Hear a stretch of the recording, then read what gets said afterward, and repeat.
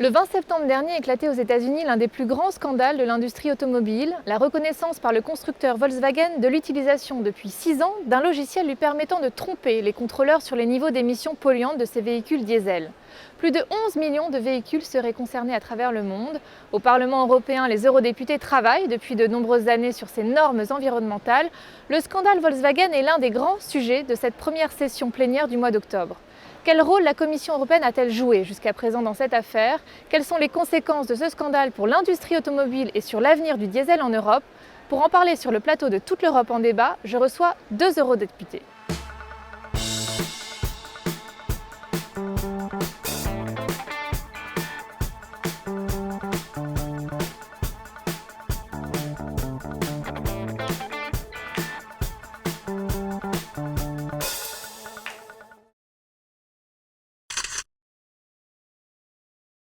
Bonjour à tous et bienvenue sur le plateau de Toute l'Europe en débat en direct de Strasbourg avec 2 invités sur le plateau. J'ai le plaisir d'accueillir Dominique Riquet. Bonjour, vous appartenez au groupe ADLE et vous êtes vice-président de la Commission des Transports et du Tourisme. À vos côtés, Claude Turme, bonjour. Bonjour. Merci d'être avec nous. Vous êtes luxembourgeois, eurodéputé, vous appartenez au groupe des Verts et vous appartenez aussi à la Commission de l'Industrie, de la Recherche et de l'Énergie. Alors nous allons faire le point ensemble sur ce scandale qui secoue l'industrie automobile en Europe, un scandale particulièrement suivi ici au Parlement européen. Vous sortez d'ailleurs tout juste d'un débat au sein de l'hémicycle avec la commissaire européenne, Madame Bieńkowska, chargée du marché intérieur. Alors Dominique Riquet, les accusations envers le gouvernement allemand et la Commission européenne vous paraissent-elles fondées ? Les accusations, c'est d'abord contre un groupe qui est le groupe Volkswagen, mais qui a reconnu. Après, les questions qu'on se pose, c'est sur très probablement la protection ou l'attention particulière dont a bénéficié l'industrie automobile allemande du fait de son gouvernement. On sait que le gouvernement a été très bienveillant pour soutenir son industrie automobile et parfois au détriment de considérations environnementales. Et que la Commission, peut-être aussi influencée par ce poids lourd, n'a pas été très active, on va le voir je pense en discutant, très active sur le sujet ou toujours très active sur le sujet. On parle de Mme Merkel comme la chancelière de l'automobile. C'est pas moi qui le dis, c'est les journaux allemands. Un commentaire peut-être, monsieur Turme. Est-ce que la Commission pouvait-elle être au courant de cette pratique frauduleuse ? Nous pensons que oui. C'est improbable que les autorités américaines ont fait toute cette analyse sans en parler à Bruxelles et à la Commission européenne à certains moments. Et il y a aussi eu des tests, puisque probablement dans le centre de recherche de la Commission européenne à Ispra en Italie. Donc la Commission européenne, elle doit faire 2 choses. Premièrement, elle doit être transparente par rapport au Parlement européen et par rapport aux citoyens européens sur qu'est-ce qu'elle savait quand. Pourquoi est-ce que ces informations n'ont pas mené à plus d'actions ? Et la deuxième chose, c'est qu'il faut maintenant renforcer le système européen de mise sur le marché et aussi de retirer, en fait, en cas de fraude ou en cas que les normes ne soient pas respectées, il faut être capable de retirer aussi des types de voitures. Donc la Commission européenne, elle doit livrer. Elle n'est peut-être pas dans le premier rang des accusés. Le premier rang des accusés, c'est très probablement le gouvernement allemand. Les gouvernements allemands avaient depuis 18 mois, et les autorités allemandes donc, en question avaient depuis 18 mois les informations. On n'a pas de mots pour expliquer comment ils ont pu couvrir cette fraude de Volkswagen. Alors, qui va réaliser cette enquête sur ce travail de la Commission ? Alors, la Commission elle-même va réaliser l'enquête. Mais au sein de la Commission... Bon, mais je pense aussi que beaucoup d'ONG vont se mettre sur la piste. Et puis, il y a beaucoup d'actions judiciaires qui sont actuellement en cours, soit au pénal ou au civil. Et donc, il y a toute une machine judiciaire aussi avec des experts indépendants ou des idées qui vont se mettre sur la piste. Alors il va y avoir beaucoup de monde là qui va s'intéresser à la question, je pense suffisamment pour qu'on ait quand même des renseignements. Mais il faut qu'il y ait une bonne pression publique pour que la Commission le fasse. nous sommes en train de aussi motiver les citoyens à co-signer une pétition sur le site de nos députés français comme Karima Deli, sur nos sites en Espagne. Nous pensons que c'est important aussi que les citoyens disent nous voulons de la transparence. Donc les parlementaires, nous on vient de demander de la transparence par rapport à la commission, juste là dans le débat avec la commissaire, mais il faut aussi de la pression publique parce qu'on est en face d'un lobby qui est incroyable, le lobby des grandes entreprises automobiles. Et je crois que ce n'est pas seulement un phénomène allemand. En France aussi, je crois que les politiques sont souvent sous pression et d'un certain chantage de la part des constructeurs automobiles. Dominique Riquet, on était au courant que ces tests ne fonctionnaient pas très bien finalement. Depuis un moment déjà, même au Parlement européen, il y avait un travail pour revoir cette législation sur ces tests. Quand on a voté les normes en 2007 et qu'on a parlé de tests, on a déjà souligné à ce moment-là que les tests au banc n'étaient pas satisfaisants parce qu'ils pouvaient être à la fois améliorés, entre guillemets, améliorés par les constructeurs, et qu'en plus ils n'étaient pas dans des conditions réelles. Et on avait donc posé, d'ailleurs les parlementaires avaient posé la question de savoir quand on irait vers des tests crédibles, et notamment des tests sur la route et des tests aléatoires. Et cette question qui a été remise sur le bureau de la Commission à plusieurs reprises par le Parlement avait obtenu une réponse comme quoi, et cette réponse on l'avait eue en 2009-2010, comme quoi on changerait la nature des tests, et on viendrait à des tests plus satisfaisants en 2017. Des tests en conditions réelles, voilà. C'est ça ? Concrètement, ça veut dire quoi ? Alors ça veut dire qu'au lieu d'être sur un banc, pourquoi les tests sur les bancs étaient toujours aussi satisfaisants ? C'est qu'on surgonflait les pneus, on prenait un lubrifiant particulier, on prenait une essence particulière, on délestait le véhicule, on était à des conditions de tour qui étaient optimales, et donc à ces tarifs-là, on améliorait beaucoup la performance. Quand on est sur la route, les résultats étaient beaucoup plus réels, mais beaucoup moins satisfaisants. Donc tout ça, on le savait. Et finalement, il y a eu les lobbies, c'est ce que disait Claude, c'est-à-dire finalement les constructeurs disent oui mais non, mais si vous nous mettez dans des conditions réelles, alors ça va être plus mauvais et on ne va pas savoir technologiquement suivre les prescriptions que vous nous donnez, puisque je vous rappelle qu'on a en plus, on indique de nouvelles normes d'émission à partir de 2016. Donc il y a toujours eu un système, c'est que le Parlement et la Commission peut-être un peu moins poussent pour améliorer les normes et les tests, et assez naturellement, les industriels disent il faut beaucoup de temps pour développer des nouveaux moteurs, améliorer les performances, et si vous nous faites faire ça trop vite, on ne va pas y arriver. Alors, il y avait entre les deux, il y a une zone grise, c'est on va améliorer les moyens actuels. Mais au sein du Parlement, il y a un travail en fait, qui a été réalisé déjà pour faire passer des amendements, pour revoir cette législation, et notamment Le Monde a cité les rôles des députés européens allemands. Qu'est-ce qui s'est passé exactement ? Non, mais en fait, c'est clair, l'industrie allemande, elle pèse, mais je vous dis encore une fois, ce n'est pas seulement les députés allemands, c'est des députés qui souvent sont proches de lieux de production d'automobiles. Là, dans le débat, une députée tchèque qui défend l'industrie automobile, une députée portugaise, donc ce n'est pas un débat seulement allemand. Donc ce qui est important pour comprendre, on peut résoudre très vite maintenant le problème des cycles de tests et des tests réels.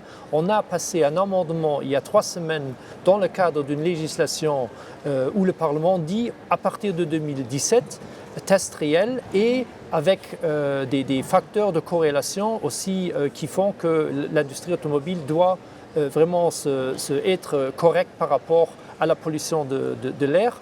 Et donc maintenant, on peut, dans les 2 mois ou les 3 mois à venir, on pourrait arriver à un accord avec les gouvernements. Et c'est ça, en fait, ma demande aujourd'hui, c'est que nous devons reconstruire la confiance. Et la meilleure façon de reconstruire la confiance, c'est que ce dossier de codécision entre le Parlement européen et les gouvernements qui est sur la table, qu'on essaye maintenant de le finaliser pour arriver très vite à un autre système de tests, des tests réels, pour que les consommateurs citoyens européens aient de nouveau confiance en fait, dans les tests qui se font en Europe.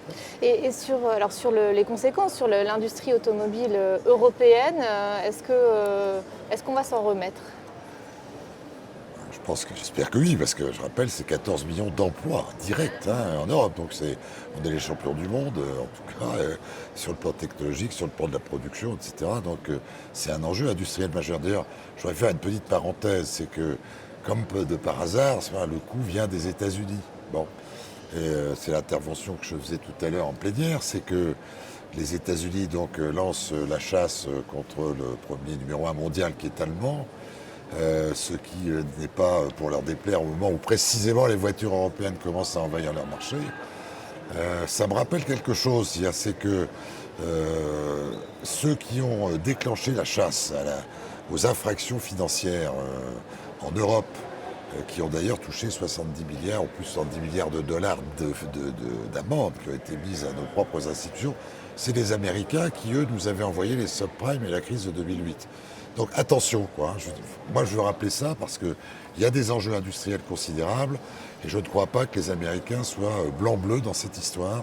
Je pense qu'il y a aussi quelque chose qui est un épisode de la guerre industrielle. Ceci étant, il y a une fraude, elle a été dépistée, elle doit être réglée, on doit améliorer les contrôles et il est clair qu'il faut le faire très très vite, non seulement parce que les consommateurs et la santé publique en ont besoin, mais parce que les industriels en ont besoin. Si on ne rétablit pas la confiance, y compris dans les produits que les industriels européens, et peut-être les autres d'ailleurs, sont en train de sortir. Bon, jusqu'ici, il n'y en a qu'un qui est en cause, et c'est clair qu'il faut que les autres s'expliquent rapidement. C'est-à-dire qu'on voit tout de suite si c'est localisé ou pas localisé, mais je dirais que autant les citoyens ont besoin de confiance, mais les industriels doivent comprendre aussi qu'ils ont besoin de confiance. Donc, c'est absolument vital qu'on aille vite et qu'on rétablisse la confiance des deux côtés de la barrière. Moi, je pense que là, ça, c'est capital. Alors, il y a également un autre point, évidemment, qui est crucial, c'est la relance, enfin la question du diesel. Il faut aller vers la fin du diesel, Claude. Moi, je crois qu'une partie de l'explication de cette fraude, c'est aussi les limites de cette technologie par rapport à la dépollution. Et personnellement, je crois que l'avenir, il y aura moins de voitures en ville parce qu'on va faire plus de transports publics, plus de vélos, plus de covoiturage, plus de car sharing. Et il faudra des voitures qui seront beaucoup plus propres. Et je crois que la technologie va plutôt aller dans la voiture à essence hybride, qui est bien sûr un défi pour une industrie européenne qui en fait s'est très fortement spécialisée sur le diesel. Mais moi je crois qu'il faut vraiment, à ce moment de grand doute, c'est important en tant qu'homme politique que nous donnons une vision claire sur l'avenir en fait, des voitures. Et nous, en tant que Verts, nous croyons que pour des raisons de santé publique, pour des raisons aussi de ne pas louper le marché de demain de la voiture électrique, de la voiture automobile, c'est plutôt, ça s'oriente vers l'électrique, vers le hybride et basé plutôt sur du gasoline, sur de l'essence que sur du diesel. C'est en France, comme partout en Europe, mais c'est un vrai débat. Ségolène Royal a annoncé dimanche qu'il faudrait un jour ou l'autre en finir avec le diesel. Elle a annoncé peut-être des taxes qui pourraient être augmentées. Oui, qu'elle annonce des augmentations de taxes. On va vers la fin du diesel en France. Mais non, mais je vous rappeler quelque chose quand même techniquement. C'est vrai que le diesel n'émet plus du tout, ou quasiment plus de CO2, mais qu'il émet en revanche des NOx, des particules. Sauf qu'on sait très bien empêcher ça, par le moyen des filtres. Sauf que les filtres tels qu'ils sont devraient être, pour être absolument performants, entretenus et changés de manière récurrente sur les véhicules, ce qui augmenterait le prix de l'entretien des véhicules diesel. Donc là, la question est plus une question économique qu'une question technique. C'est-à-dire on saurait faire des diesels qui soient moins émetteurs en particules, de manière acceptable, plus cher.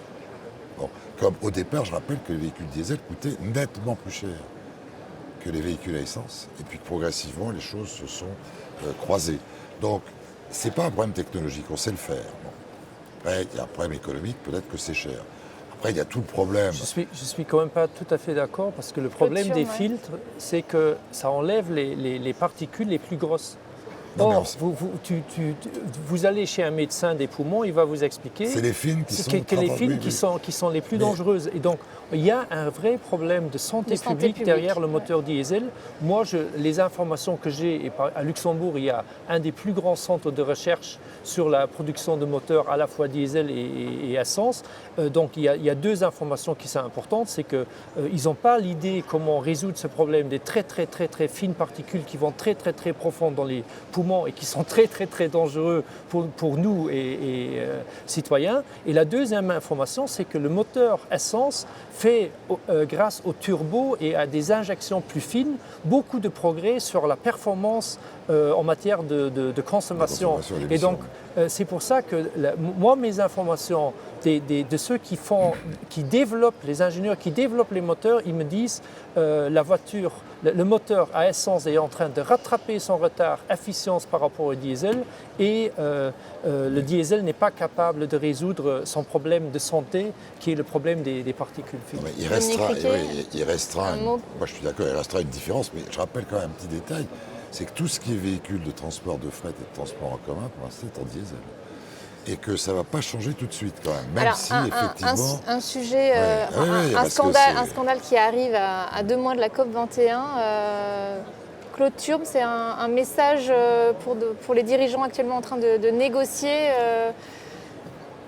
Bon, chaque scandale a aussi sa bonne partie, c'est que le lobby automobile et derrière peut-être les pétroliers et tous ceux qui disent qu'il n'y a pas de changement climatique, il ne faut pas agir vite, je crois que là, ils vont se cacher. Et donc, je crois que le rapport de force à Paris sera meilleur.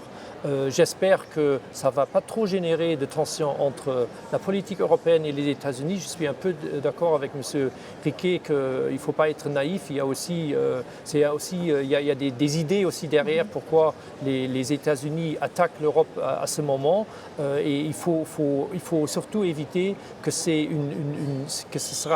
va déclencher des tensions entre l'administration d'Obama et l'Europe, parce qu'on a besoin d'une bonne coopération avec Obama pour arriver à Paris enfin à un meilleur accord que ceux qu'on a négociés avant.